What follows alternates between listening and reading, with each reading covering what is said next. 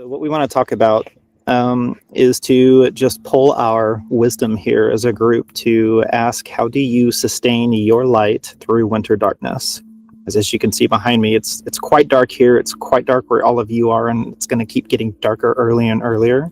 And so for many people, this time of year is triggering and stimulating of all of our own inner darkness to come out. So what are some of your techniques for keeping your light? One of the things that I really like to do is to really honor the darkness in a way that if I have the opportunity to not actually turn on lights and to use candles and to really, use the candle as kind of like an inner flame and just to really be with the season and the changing of light. It's maybe paradoxical, but it feels really nourishing, and to see that can still be lit up, even though I don't have to use electricity and I don't have to stay to this modern pace. So that's one thing. I'll come back with more maybe. Actually, I'll jump on that too, because I already, I'm sitting next to fire right now. That's probably my favorite way to work with winter and the energy there. Mackenzie mentioning a candle, absolutely. Sometimes just sitting with a candle or two lit is a sweet practice for working with darkness until I can get outside and I actually have, a bigger fire to sit next to. Because I think what it helps me to do is enjoy the darkness, because a fire is far less fun during the day. It's far less fun when it's warm outside and sunny and hot. So when it's cold and dark, it's my favorite time to sit next to some of nature's magic. And it reminds me that this is not only how we spend how the planet spends half of its time every 24 hours, but half of our plant kingdom is buried in darkness too and needs it to thrive. I feel like for me, something I end up doing is I do a lot more nourishing through like food. So like warm soups and like drinks and teas. And I also have a candle burning. I basically have a candle burning always in the winter seasons.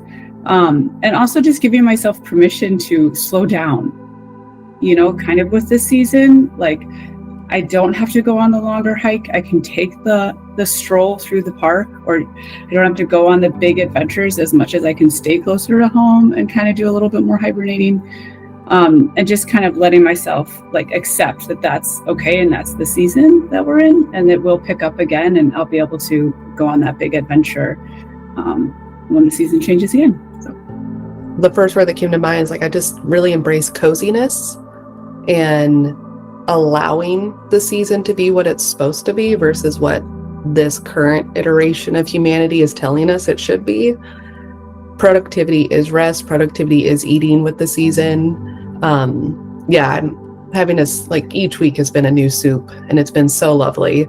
And I make this Irish soda bread I've been making for years to go with each of the soups. And it's just something about it is just so ritual as well.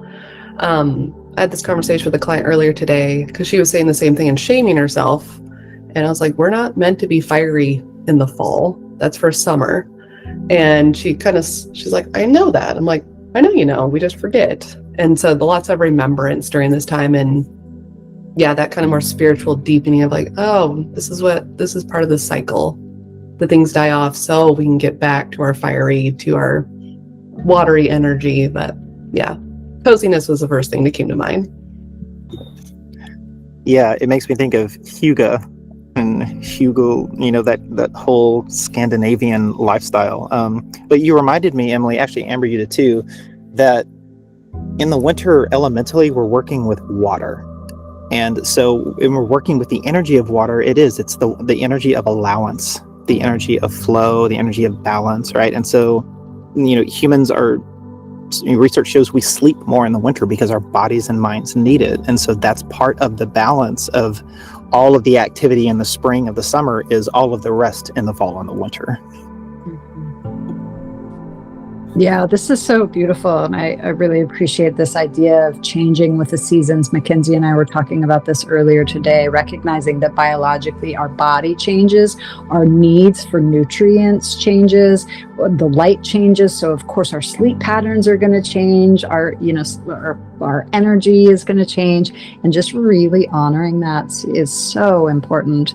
And I love this idea. The coziness comes in, and I love this idea sometimes of like tending to myself as if I'm a seed, kind of like under the ground or under the snow, and like what it's like to be in darkness, and just like, oh, really curl up and see like there's a germ of like a little sprout inside of me, and it's not sprouting up yet. It's just like I'm tending it, I'm holding it, I'm cuddling it, and just the opportunity to really be with that and really be with the experience of darkness. So much, I think, of our society is like, oh, shadow, and oh, let's get rid of darkness. I mean, the time change is one of those things, And another practice that I will say that is more kind of meditation and emotion based is it's a practice that I'm calling transmutation. It's based out of Tonglen, and I actually just shared this recently. It's on Patreon.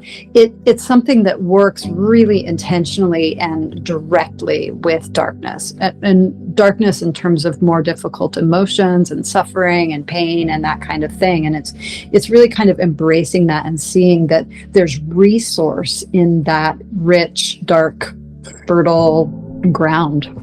So those are the other things that come to mind there for me. Yeah, I wanted to reiterate, we've all been saying similar things, but with the seasons in particular, I was sitting in a group with some people and everyone was commenting on the beauty of the leaves. And someone said, they're just so gorgeous. Don't you wish that they could stay on the trees? Like, I don't want the leaves to fall. And like, as much as I was like, oh, I really appreciate that sentiment, but like the only reason, it's one of the only reasons it's beautiful is because it's temporary and it dies. Like, that is what makes it so amazing that year after year we're like, oh, look at these weeks of orange leaves, and so it sparked this conversation of all these different forms of death, and that light can still be there in this death.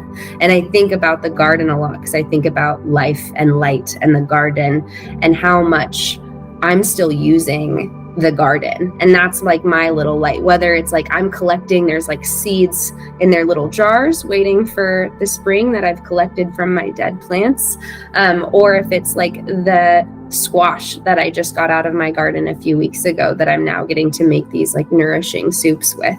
But this nourishment, this slowing down, the honoring of the death, there is the light within that. And I think the more we as like a society are willing to look at the deaths, the light just already appears with it. That's just, they go in tandem. And we're so fearful of death, our culture, that we imagine that there's no light there. And oftentimes actually those are the times where I'm reminded of how tiny of a light is still so significant. A little seed for the garden that's going to turn into something amazing in a few months. This is when we nourish it. This is when we nourish ourselves. This is when we care and create for the fertile months ahead. So I feel like we're all on similar pages with that. Beautiful. Thank you. One other thing that I'll just say is, like, as we're talking, what comes up is this opportunity for deep rest. If we really take it, the earth and the light patterns are there for us to have real deep rest. And that's pretty enlivening too. I just wanted to say one other thing, and it's a little different theme, but something that really helps me pull out my light in these darker seasons is calling friends. I don't have a lot of friends that are close to me, but I have 1 to 3, just 3 spirit sisters, and when I and calling them just awakens me and brings me so much light. So just getting myself to call them often and as needed is really helpful. Thanks for sharing that. I think community is such an important part to all of this work. But even this time of year, there's community that's naturally built into some of our holiday traditions, at least in this country. So there's this inherent need that humans have for community during dark times, whether it's challenging or painful type of dark, or it's just like physically winter type of dark. And I think it's related to what you mentioned with death, Mackenzie. I mean, just in a similar fashion, when there's death or tragedy that occurs, humans come together for support. And it makes me think that, when the Buddha said everything that has ever lived has died, it's helpful to remember that. And winter reminds us of the inevitability and the counterpart that is life on this planet, is that there is an ending and a transition point. And winter helps us to remember that death is not this permanent thing to be scared of. It's literally a next step and a part of this thing that we call life on this planet that we call Earth. And we're inseparable from it. Ooh, deep thoughts. Beautiful. Thank you.